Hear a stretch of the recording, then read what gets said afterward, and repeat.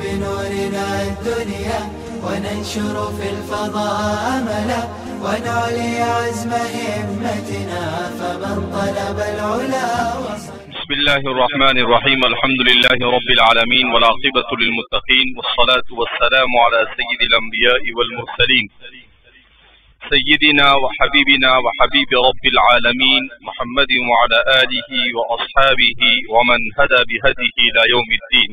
دعوت دین کے لیے کن وسائل کا ہونا داعی کے پاس ضروری ہے؟ دعوت دین کے لیے کن وسائل کا داعی کے پاس ہونا ضروری ہے؟ دعوت کا کام سب سے عظیم اور سب سے اونچا ہے، جس کے لیے داعی کا خطابت اور اسلوب تفہیم میں ماہر ہونا ضروری ہے. خطابت اور اسلوب تفہیم میں ماہر ہونا ضروری ہے، اور اس میں مہارت مندرجہ ذیل امور کے ذریعے سے حاصل ہو سکتی ہے. نمبر 1، کثرت مطالعہ اور ہر قسم کے علوم و معارف سے واقفیت. اسی لیے نبی کریم صلی اللہ علیہ وسلم کو عالم انسانیت کا سب سے بڑا داعی اور کامیاب مبلغ بنانا تھا، تو اللہ نے سب سے پہلی وحی اقرأ بسم ربک یعنی سورہ علق کی 5 آیتیں نازل فرمائی، اس لیے کہ داعی جب تک کہ قراءت اور مطالعے کا عادی نہیں ہوگا، وہ اپنے ما فی الضمیر اور اللہ کے پیغام کو مخاطب تک مؤثر انداز میں نہیں پہنچا سکتا. اس لیے کامیاب داعی بننے کے لیے کثیر المطالعہ ہونا ضروری ہے. اس لیے کامیاب داعی بننے کے لیے کثیر المطالعہ ہونا ضروری ہے. نمبر 2، داعی کے لیے تصنیف و تالیف اور فن مقالہ نگاری میں مہارت ضروری ہے. اس لیے کہ دعوت یا تو زبان سے ہوگی یا قلم سے. پڑھے لکھے لوگوں کو سمجھانے کے لیے مقالہ نگاری اور تصنیف و تالیف میں مہارت بھی ضروری ہے. اسی لیے آپ پر پہلی وحی میں 4تھی آیت الذی علم بالقلم نازل فرمائی. اسی طرح ابتدائی نازل ہونے والی سورتوں میں سورہ قلم، جس میں نون والقلم وما یسطرون کہا گیا، تو اس سے معلوم ہوا کہ تحریر اور فن مقالہ نگاری یہ بھی اپنے اندر بڑی اہمیت کا حامل ہے. نمبر 3، داعی کے لیے متفکر اور متدبر ذہنیت کا حامل ہونا ضروری ہے. قرآن کریم متعدد مقامات پر کبھی خود انسان کو اپنی ذات کے عجائبات پر غور و فکر کی دعوت دیتا ہے، وفی انفسکم افلا تبصرون کہہ کر، اور کبھی حیرت انگیز کائنات پر غور و فکر کی دعوت دیتا ہے، قل انظروا ماذا فی السماوات والارض کہہ کر. تو معلوم ہوا کہ داعی ذہنی جمود کا حامل نہیں ہونا چاہیے، بلکہ دائم الفکر اور عمیق النظر ہونا چاہیے. اسی لیے ہمارے عصر حاضر کے ترکی کے ایک بڑے مفکر گزرے ہیں سعید النورسی. وہ عام طور پر اپنے کتابوں میں لکھتے رہتے ہیں کہ ایک ہے عالم منظور اور ایک ہے عالم مستور. کہا کہ قرآن یہ عالم مستور ہے اور دنیا یا عالم منظور ہے. تو دونوں میں جب انسان غور و فکر کرتا ہے تو اس کے دل میں اللہ کی عظمت اور اللہ کی محبت اور اللہ سے تعلق مضبوط استوار ہوتا ہے. تو اس لیے فرماتے ہیں کہ کتاب اللہ پر بھی غور و فکر کی ضرورت ہے اور اللہ کی کائنات عالم منظور اور کتاب منظور پر بھی غور و فکر کی ضرورت ہے. اور ہمارے زمانے میں مولانا ابھی چائے پلا رہا تھا گھر پر، بڑا اچھا جملہ کہا انہوں نے، مولانا سیفی صاحب نے کہا کہ اللہ رب العزت نے ہمیں کمزور تو بنایا مگر عصر حاضر میں حصول علم اور ابلاغ کے اتنے وسیع اور سریع اور کثیر وسائل عطا فرمائے کہ کسی بھی چیز کی معرفت بھی آسان ہو گئی اور کسی بھی پیغام کو انسانیت تک پہنچانا بھی آسان ہے. تو میں نے حاشیہ لگایا، میں نے کہا ہم یہ شکایت تو کرتے رہتے ہیں حضرت کہ ہم بہت دیر سے آئے، مگر کبھی ہم شکر نہیں کرتے کہ اللہ نے ہمیں اتنے سارے وسائل دیے کہ کتنی تیزی کے ساتھ، کتنی آسانی کے ساتھ ہم اپنے پیغام کو جس تک چاہے پہنچا سکتے ہیں. کہا کہ دنیا ایک گاؤں نہیں بلکہ اب تو یہ دنیا ایک چوپال بن گئی. کیا بن گئی ہے؟ چوپال. گاؤں نہیں، گاؤں میں تو پھر بھی گلی ہوتی ہے، یہاں تو کوئی گلی نہیں. ایک ہی چوپال میں ایسا لگتا ہے کہ انسان گاؤں کے بیچوں بیچ بیٹھا ہوا ہے اور سارے مناظر یہاں بیٹھے بیٹھے کیا کرتا ہے، وہ دیکھتا ہے، سنتا ہے، جس سے مخاطب ہوتا ہے. تو اتنی اللہ نے کائنات کو اتنا سمیٹ کر رکھ دیا، مگر ہم لوگ اس سے جیسا فائدہ اٹھانا چاہیے نہیں اٹھاتے. اس لیے انسان کو تفکر اور تدبر کا عادی ہونا ضروری ہے. چوتھی چیز، داعی کے لیے حکمت اور مصلحت کا حامل ہونا بھی ضروری ہے. حکمت کہتے ہیں صحیح موقع پر صحیح انداز میں صحیح بات کو بیان کرنا. آج ہمارے یہاں پر علماء میں اس کا فقدان ہے کہ ایک آدمی کب، کہاں، کیا اور کس طرح بولے. بعض لوگ ہوتے ہیں تقریر کو موقع ملنا چاہیے، شروع پڑ جاتے ہیں. اب وہ یہ نہیں دیکھیں گے کہ کون بیٹھا ہے سامنے، کیسا وقت ہے، کیا بات کی ضرورت ہے. بس وہ کچھ مطالعہ کر کے آئے ہوتے ہیں، دو چار تقریر رٹ کے آئے ہوتے ہیں، تو جب تک کہ پوری نہیں ہوگی وہاں تک کہ بات ختم کریں گے نہیں، پھر چاہے جو ہونا اس کو ہو جائے. تو ایسا نہیں ہوتا ہے، آدمی کو سنبھالنے کی ضرورت ہے. میں کہیں بھی جاتا ہوں، بیان کرتا ہوں، مجھے 5 منٹ کا ہے تو میں 4 منٹ میں روک دیتا ہوں. سبق میں تو یہاں پر تو سبق تو پڑھانا ہے، یہاں تو بولنا ہی پڑے گا، یہاں گاڑی نہیں رکے گی. لیکن جہاں کہیں بیان کرنے کے لیے گئے تو وہاں پر 5 منٹ کا، تو 5 منٹ سے پہلے بیان مجھے 10 منٹ کہے تو 9 منٹ میں ختم کر دوں گا، 11 منٹ نہیں لگاؤں. 15 منٹ کہے تو 14 منٹ میں ختم، اس سے زیادہ نہیں. اور سامنے والا کیسا مخاطب ہے اس کے حساب سے بات کریں آپ کہ سامنے والا میری کس بات کو سمجھے گا. ابھی سامنے آپ کے سامنے سب پڑھا لکھا طبقہ بیٹھا ہے اور آپ ان کے سامنے قصے کہانی شروع کر دو. حضرت موسیٰ علیہ السلام کا، حضرت یوسف علیہ السلام کا قصہ بیان کر رہے ہیں. نہیں، اس کو آپ وہ موضوع بیان کیجئے جس کی اس کو ضرورت ہے. آپ اس کو بتائیے کہ کائنات کے اوپر تمہارا ریسرچ ہے، ہمارا بھی ریسرچ ہے۔ کتاب و سنت کی روشنی میں کتاب اللہ کیا بیان کرتا ہے اور آج کی سائنس اس سلسلے میں کیا کہتی ہے، تو وہ ایسا کر کے کان کھڑے کر کے سنے گا آپ کی بات، اور آپ قصہ کہانی کچھ بھی شروع کریں گے تو تھوڑی دیر یوں سنے گا، پھر بولے گا پرانی کیسٹ،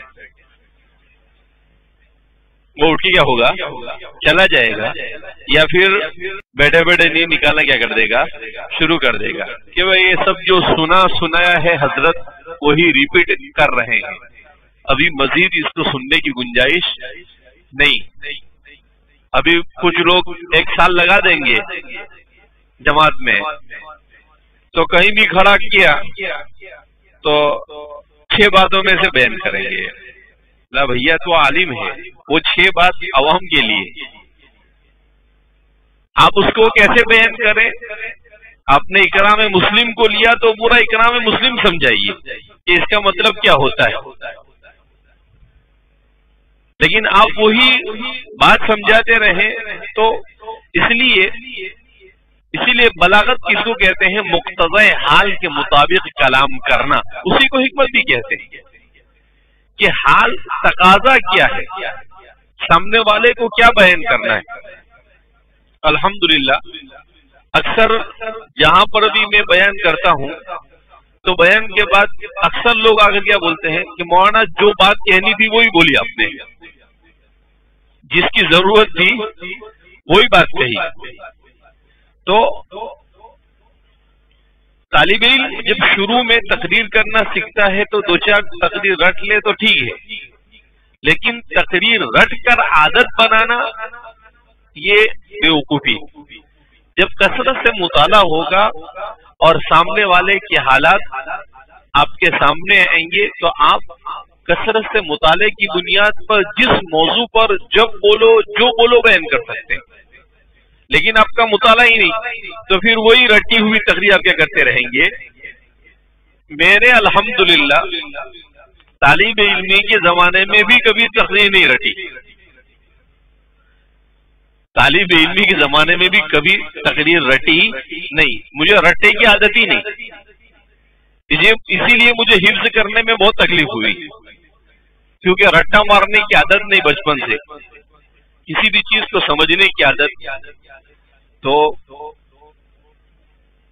مجھے آج تک یاد ہے کہ میں نے پہلی تقریر کی تھی جب فارسی میں تھا انجمن میں، تو وہ پہلی تقریر کیسے کی تھی کہ جس دن تقریر تھی اس دن ایک کتاب ملتی تھی، پتہ نہیں ابھی ملتی ہے نہیں، افضل المواعظ کے نام سے، تو اس کتاب کا ایک عنوان تھا، اس عنوان کو 4-5 مرتبہ پڑھ لیا میں نے، اور پھر اسی کا خلاصہ اپنے الفاظ میں کیا کر جا کر بیان کر دیا۔ تو اب میری ہمت کھل گئی کہ بھائی لوگ ایسا بولتے ہیں کہ رٹے کی ضرورت، بغیر رٹے کے بھی کام کیا ہوتا ہے، چل جاتا ہے۔ تو اس کے بعد پھر میں نے کہا کہ اپنے رٹا مارنا ہی نہیں، اس لیے میں نے نہ کبھی دلربا تقریر دیکھی،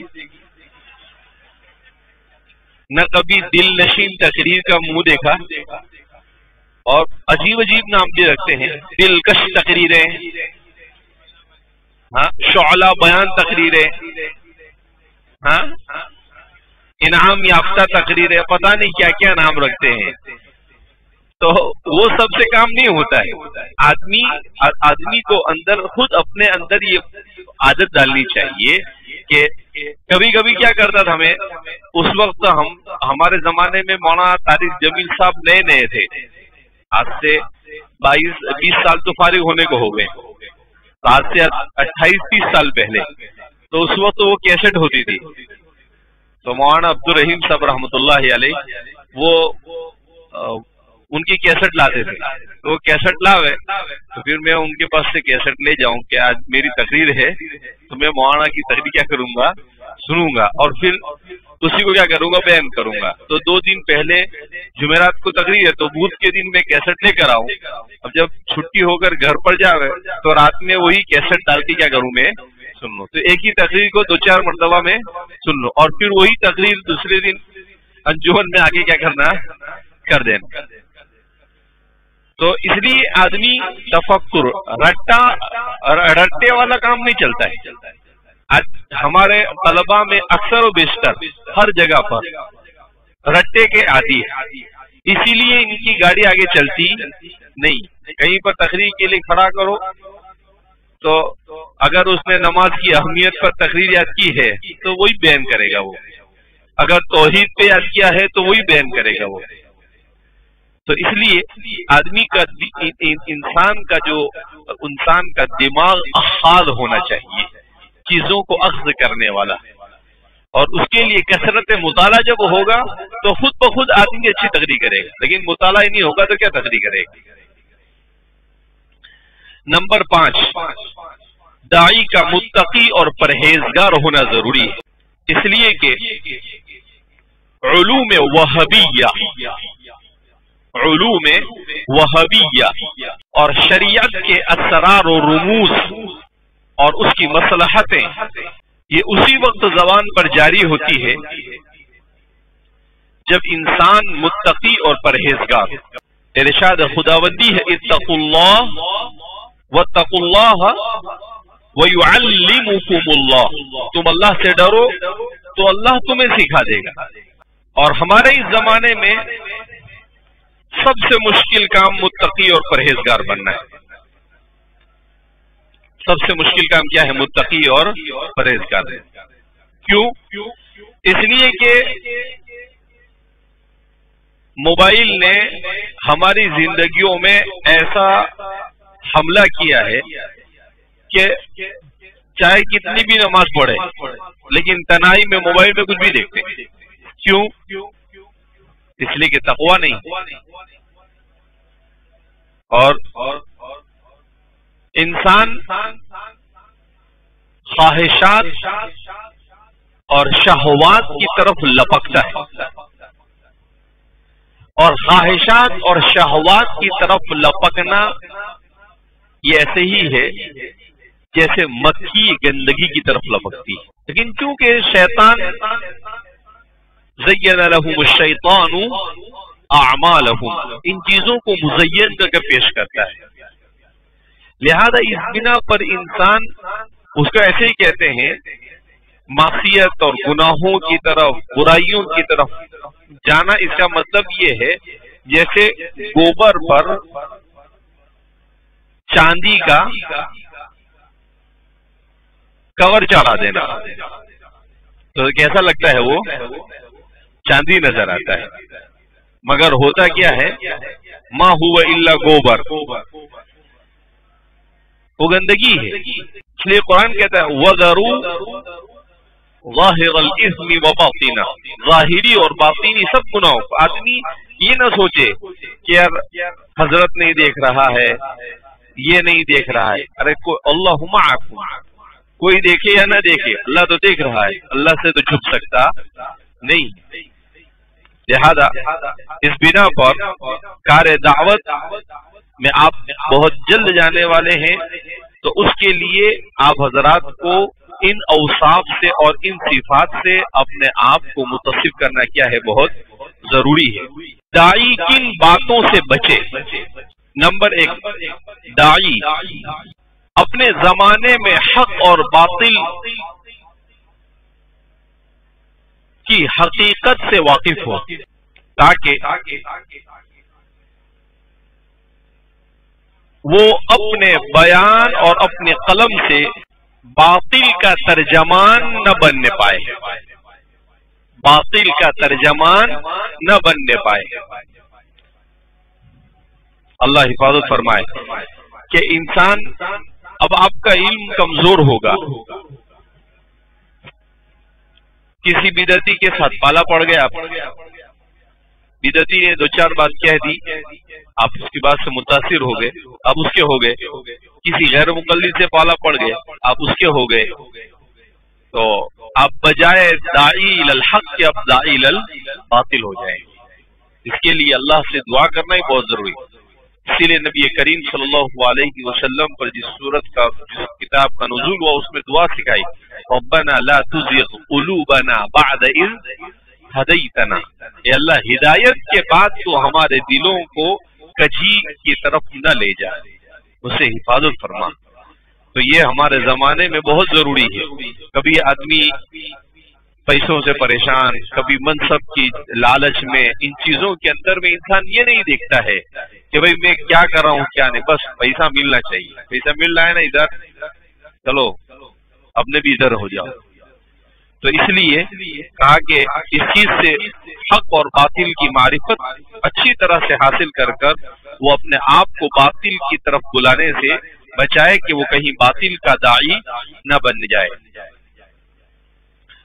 نمبر 2، داعی کے لیے ضروری ہے کہ وہ اپنی علمی استعداد کو مضبوط کرے، اس کے بعد بھی اگر اس سے کوئی مسئلہ دریافت کیا جائے تو معلوم ہونے کی صورت میں بیان کرے، نہ معلوم ہو تو کہہ دے لا ادری کہ مجھے اس کا علم نہیں ہے، تاکہ غلط مسئلہ بتلا کر اس کا اور اپنا گناہ اپنے سر مول نہ لے۔ تو اس کو بیان کرتے ہیں کہ یہ دو چیزیں داعی کے لیے بہت ضروری ہے۔ ابھی کیا ہوتا ہے، آدمی کا کبھی مقام بن جاتا ہے تقریر کرنے سے، یہ وہ کرنے سے، تو کوئی جہاں کچھ پوچھے پھٹ سے جواب، بولے کیوں حضرت تو ادھر سوال کرنے کے ادھر جواب دیتے، ایسا نہیں، معلوم ہے تو ہاں۔ امام مالک کے بارے میں آتا ہے، امام مالک سے ایک مجلس میں کسی نے پوچھا کہ حضرت یہ مسئلہ، کہا اللہ ادری۔ پھر کسی نے پوچھا یہ مسئلہ، کہا اللہ ادری۔ کو فرماتے ایک ہی مجلس میں آپ نے 100 مرتبہ لا ادری، کس نے؟ امام مدار الہجرہ، کیا کہا؟ لا ادری۔ تو ایک آدمی کھڑا ہو گیا، کہا کہ آپ امام مدار الہجرہ اور آپ لا ادری کہتے، کہا کہ لا ادری نصف العلم۔ کیا کہا آپ نے؟ لا ادری نصف علم ہے، مجھے نہیں معلوم ہے، میں کیوں کہوں کہ وہ مجھے معلوم ہے؟ نہیں معلوم ہے تو نہ کہہ دیا۔ وَإِن كُنْتَ تَدْرِي أَنَّكَ لَا تَدْرِي فَهَذَا عِلْمٌ۔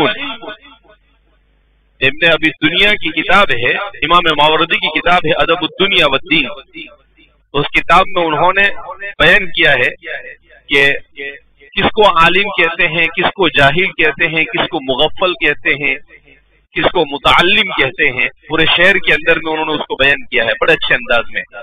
تو اس میں انہوں نے لکھا ہے کہ اگر آپ کو نہیں معلوم ہے اور آپ کو معلوم ہے کہ آپ کو یہ بات نہیں معلوم ہے تو یہ بھی علم ہے، اور آپ کو یہ بھی نہیں معلوم کہ آپ کو یہ معلوم ہے یا نہیں معلوم ہے تو یہ جاہل ہے۔ آپ کہ آدمی کو کم سے کم یہ تو معلوم ہونا چاہیے کہ مجھے کیا معلوم ہے اور کیا معلوم نہیں ہے۔ تو اس لیے فرما رہے ہیں کہ معلوم ہے تو آپ کا کوئی، اور اگر وہ کہے کہ یار آپ کو معلوم نہیں کہ بھئی میں کوئی علامۃ الدہر ہونے کا دعویٰ کیا ہے، میں کوئی نبی ہوں، نہیں معلوم ہے تو نہ بول دیا، ٹھیک ہے آپ کو کسی جگہ سے پڑھ کر معلوم کر کے بتاؤں گا میں آپ کو، ختم ہو گئی بات۔ تو اس پر بھی کہا کہ نہیں یہ مولانا برابر ہے یار، نہیں معلوم ہے تو نہ بول دیا، تو دوسری مرتبہ اور پوچھے گا وہ آپ کو،